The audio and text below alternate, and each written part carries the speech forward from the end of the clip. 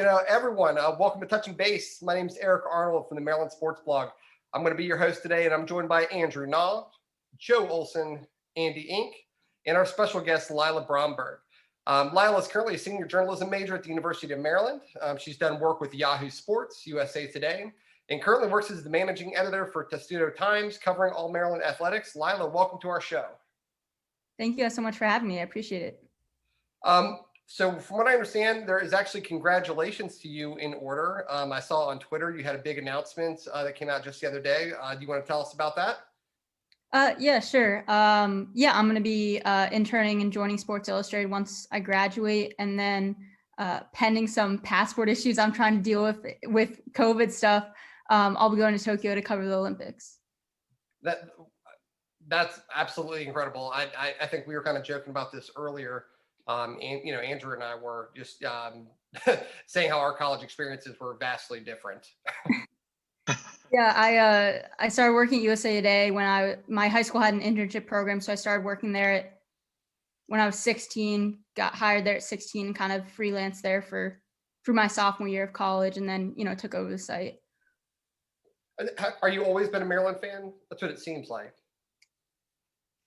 Yeah, so my stepdad went to the University of Maryland. He actually, one of my favorite stories that I discovered, he used to be on an intramural softball team with Len Elmore, which Len and I had gotten close and then kind of discovered it. So, I grew up going to Maryland games with him.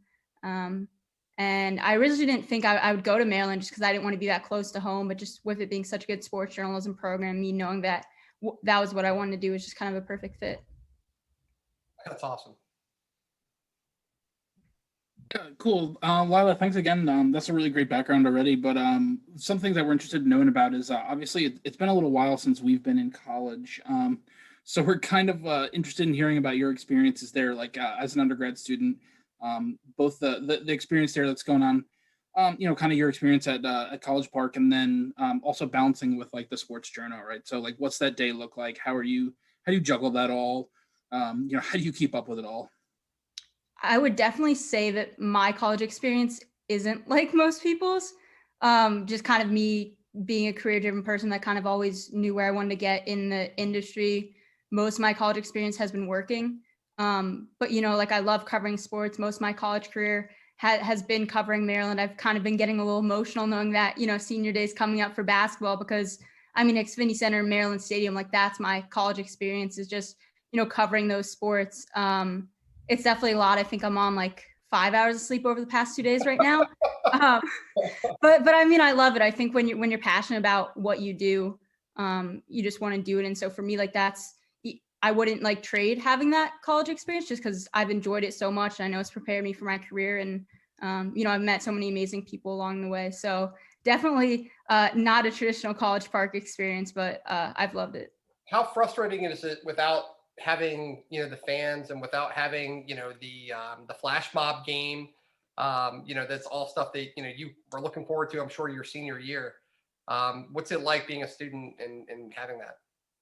Yeah, it's definitely really strange. I think I have so many memories of just like you're writing a game story and like the entire place is shaking, and it's weird. You kind of get used to it. I think for me, like the weirdest thing has been, for the past 4 years, I've always been on the doing warm-ups before games, talking to assistant coaches, talking to players.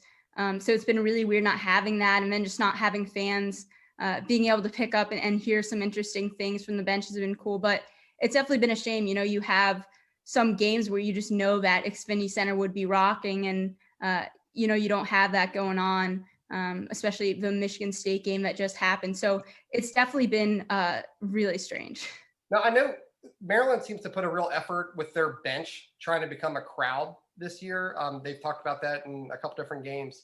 Do you think that's become like a real advantage, or do you think that's just something that's going to the wayside? Or are they desensitized to that now, or is that working? I'll be honest.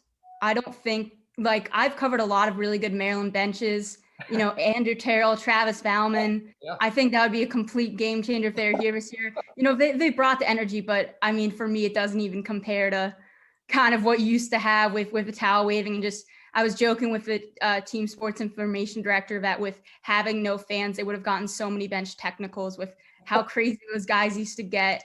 But yeah, they've definitely kind of rallied together in that way. This team has really rallied together just over the course of a season, just having a really rough start with just facing tough opponents night in and night out and being able to turn things around. So they definitely banded together, and that bench has found its energy more. You'll see Turgeon on the sideline sometimes trying to get their energy back up. I've seen him have a lot more energy than I've ever seen in my 4 years covering the team. So, it's definitely a lot of different dynamics than you would normally have.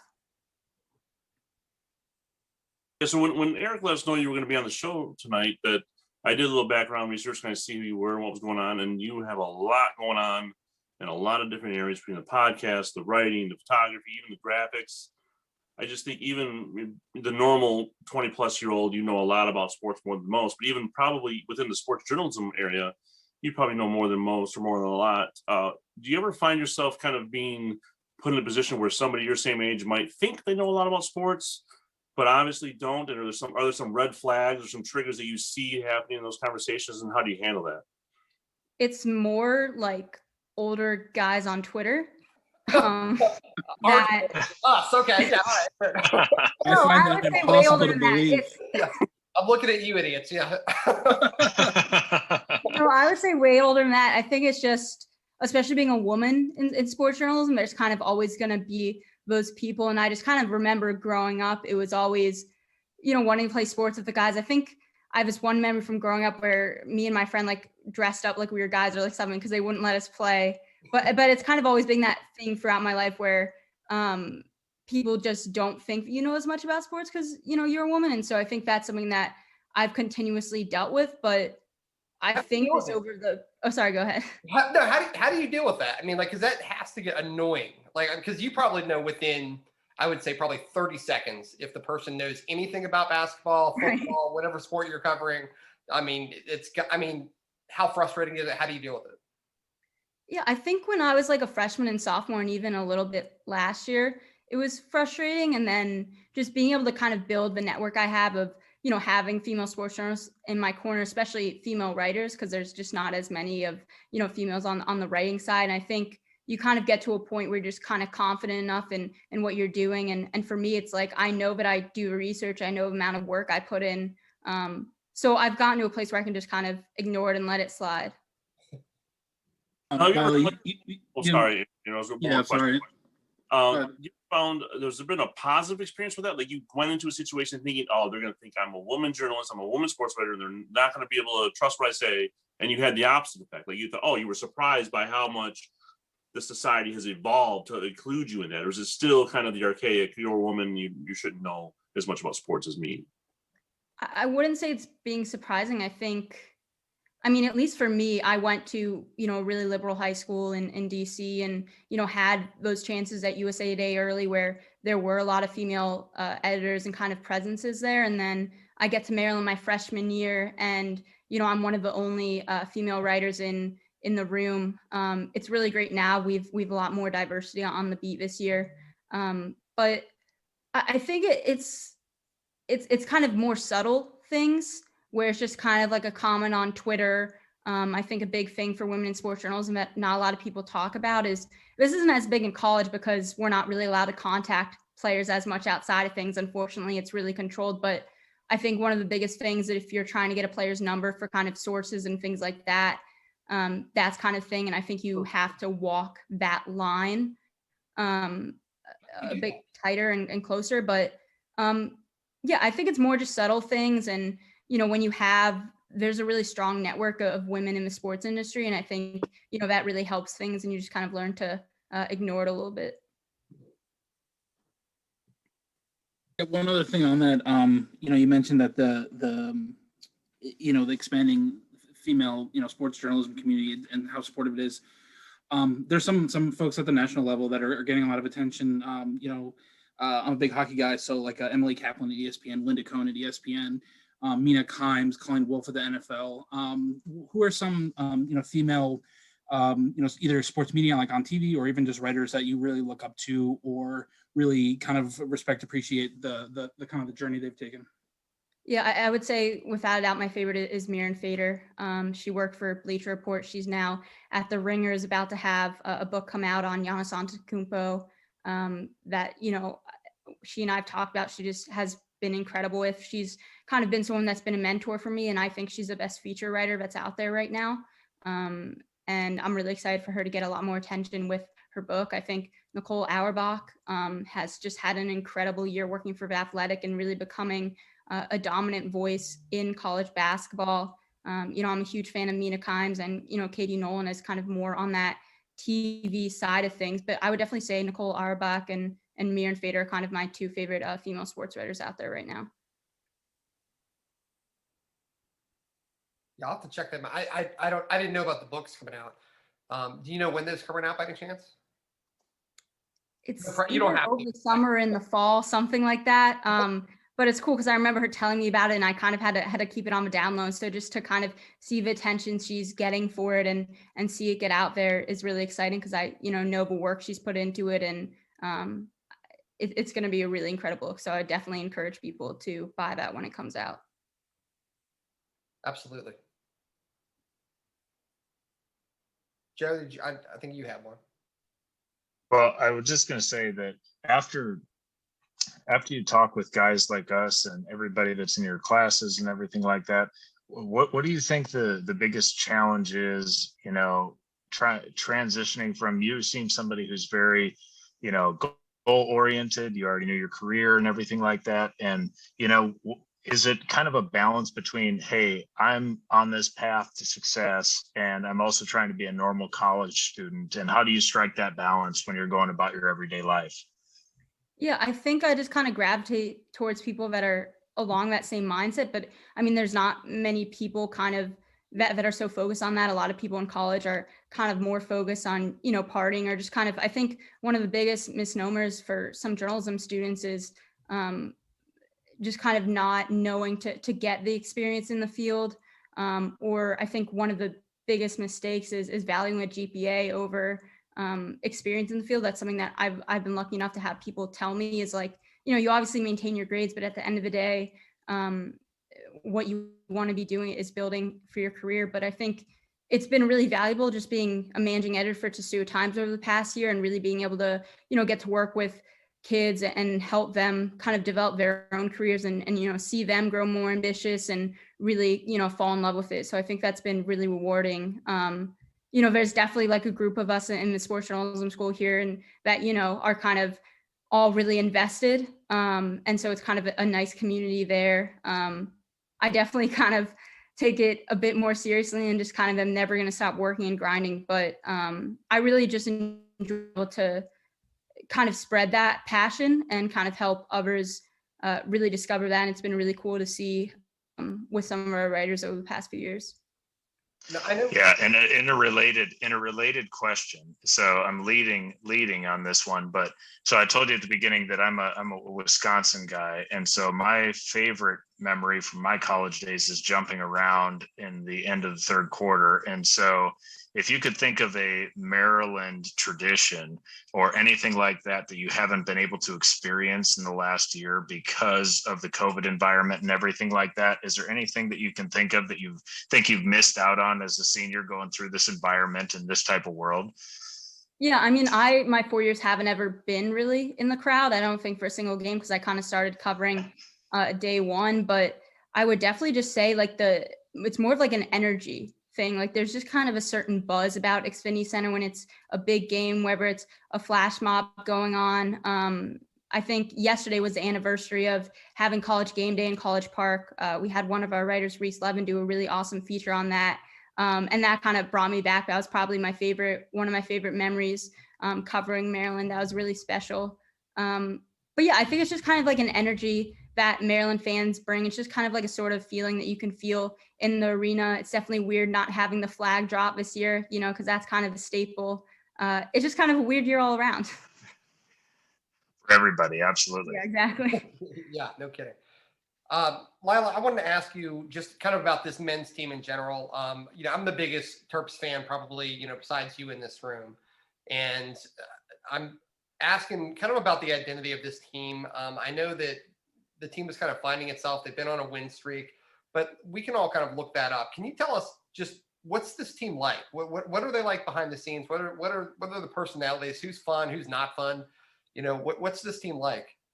Yeah. I mean, first of all, I just say like I grew up a Maryland fan, but now, it's a really big focus on kind of being objective and things like that. But it's been weird this year because usually I'm a person that, like I said, would always, people would stick in the press box, but I would always talk to players and coaches and kind of get to know them that way. So it's definitely been weird on Zoom. And then we've gotten a ton of new players this year. But I think, you brought a lot of guys back from last year that knew they could have gotten to a Final Four. Yeah. I thought I was covering a Final Four last year. Right. And so you kind of Yeah, have that determination, but oh, sorry, go ahead. No, I was just saying I was at that last game. I believe it was Michigan. Yeah. And I mean, I just assumed I'd be going to another game later, and I couldn't believe that was the last time I got to see them play. Anthony Cowan, Jalen Smith, their last games. That was tough, and you're right. I mean, that was a team that had potential to be a Final Four team. And I'm sorry to interrupt you, but I was just thinking you're right. Like this team is completely different. They feel robbed. You're saying? Yeah, I mean, I don't think they're holding on to those feelings, but I think going into the year that kind of drove them, that's driven them now is like, I think it took them a while to establish kind of the confidence that they're at, just because they started the season really front loaded in that schedule. I think Brutal. 11 of their first 13 games were against ranked teams. And you don't have the summer, and you're bringing in transfers, you're having new stars, you're losing the two staples of your program, and they didn't necessarily bring in the right recruits, didn't really get the right grad transfers that they needed. So it took this team a really long time to develop and mesh and kind of find this defensive identity that they're at right now. But I think like of any player on this team, like a guy that I just think is incredible is Daryl Morcell. That's a guy we both came in together as freshmen, and to kind of see him evolve from kind of this goofy, wild freshman to just really being like, everyone calls him the heart and soul of this team. And he just really cares so much. Guys would kind of get down throughout the year about them losing, and they wouldn't say it because they know not to say it. They've been trained for media stuff, but you could just kind of see it on their faces. But I mean, Daryl was never fazed by that. Throughout this whole season, he's been that energy for this team, really that glue guy, an incredible defensive player. And just to see his growth as not only like in terms of his skills on the court, but just as a leader and kind of the spirit of his team has been really special to see. Yeah, I mean, what is he everything he appears to be on the court? I mean, like you're right. Like we've watched him evolve. He was putting in point guard minutes, like his freshman year. I know, he talked about shooting until his hands, couldn't, move, work on his 3-point shot. And you've seen him, even in this season, you've seen him kind of gain more control and start to become more defined, not only defensively, but taking more high percentage jump shots, not forcing the ball around the rim. But he's always been kind of exciting. He's always been an in-your-face, a competitor, Baltimore native, kind of living that, representing the city. Is he like that off the court as well? I mean, honestly, like I think he's kind of opposite off the court. Like he's just a really funny, like fun-loving guy. One of our favorite people to talk to on calls. Like he's, probably the guy that's always gonna make us laugh at when we're doing media and things like that. He's just always kind of been that guy. I remember, we would always talk before games. Just kind of being able to go through the system together, like him and Reese Mona. Yeah, he's just kind of that guy off the court that really is kind of a funny personality on this team. And I think, he's definitely had to tailor it at times when, they're in practice, kind of things like that. But outside of things, he's just, really funny, just guy that really just everyone gravitates towards and kind of towards the energy that he puts out there.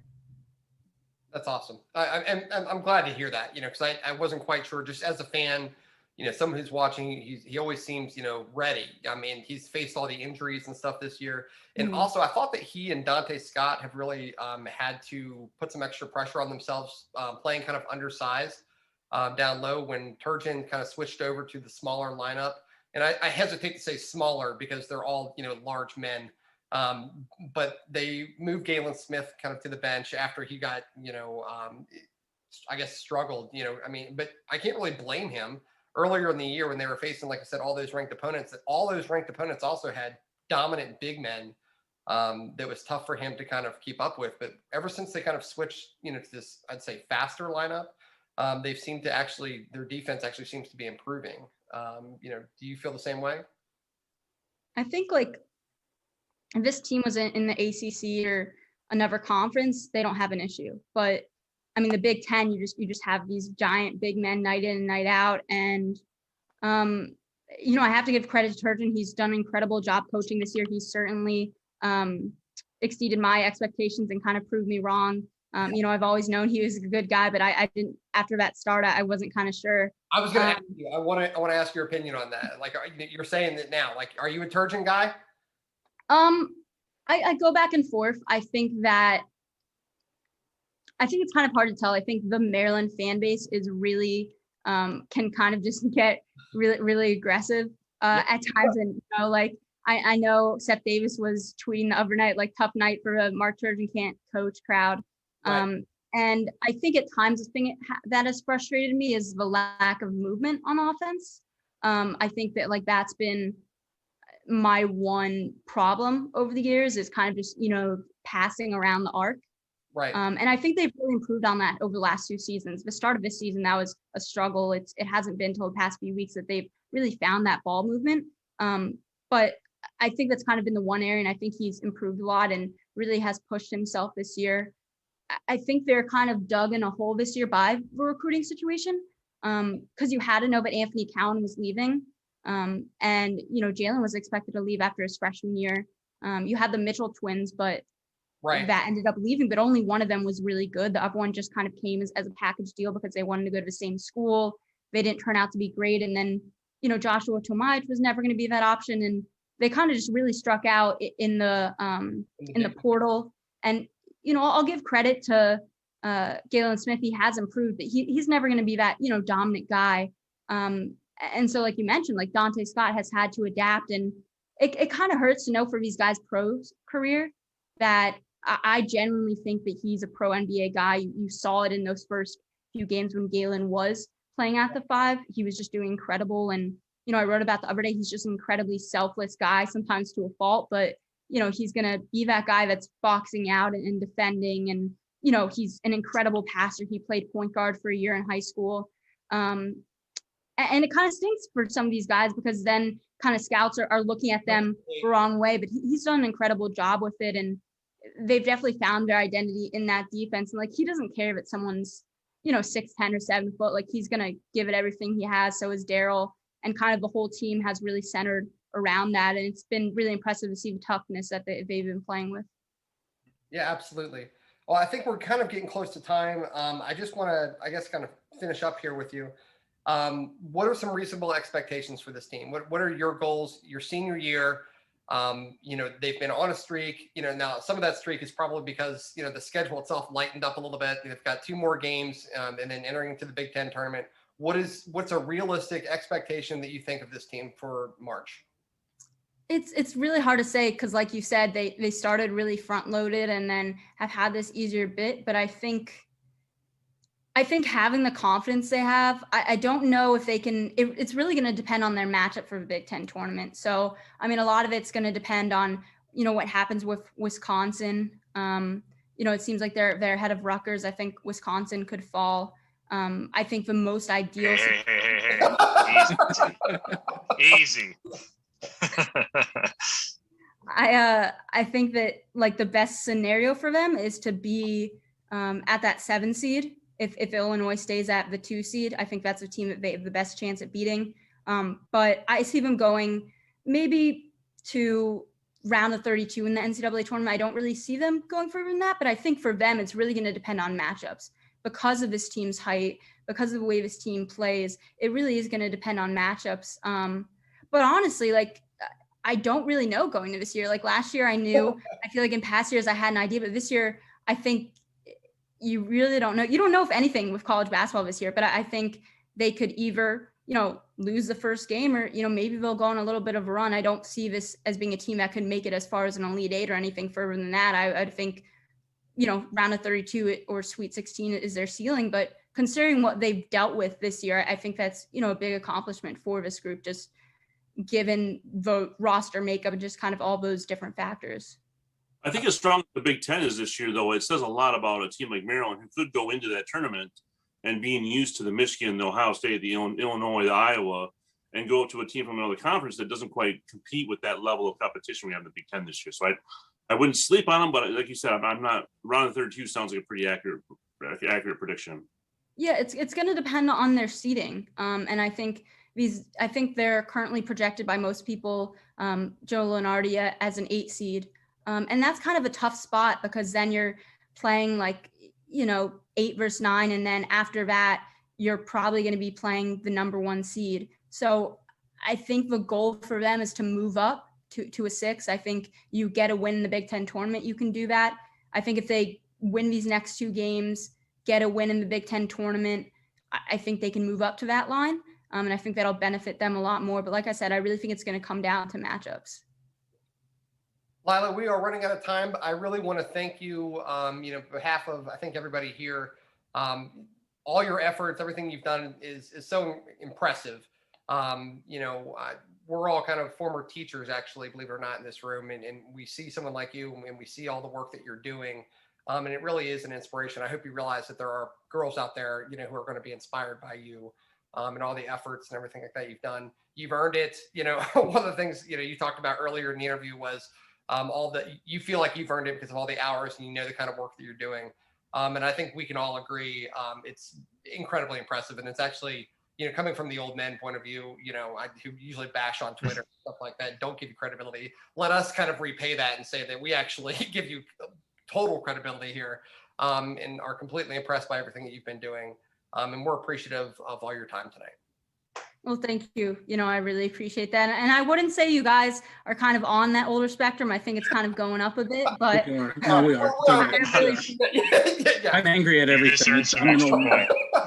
Definitely. Yeah, Lila, we're gonna have to kick you off our lawn here now, okay? But okay. Hey, Lila, where can people find your work, Lila? Yeah, so you guys can follow me on Twitter at Lila B. Bromberg. You can follow all of my work at tostuatimes.com. A lot of my work will also be at lilabromberg.com. That kind of takes a little bit to update at times, but if you go to Stu Times, I think the best thing is to follow my Twitter. All of my work will be up there. I'll tweet out Maryland stats and kind of different tidbits. So I would say probably the best thing is to follow me at Twitter, Lila B. Bromberg. That's awesome. Thank you. I really want to be able to tell my kids when I'm old and decrepit and even more senile that we knew you when. So yeah, definitely gonna want to. So is that October end of the year then? Yeah. More senile? Yeah, for sure. Yeah. All right, guys. Well, thank you so much for joining us from Maryland Sports Blog. I'm Enck Arnold. And on behalf of everybody here, we thank you guys for your time. Have a good night.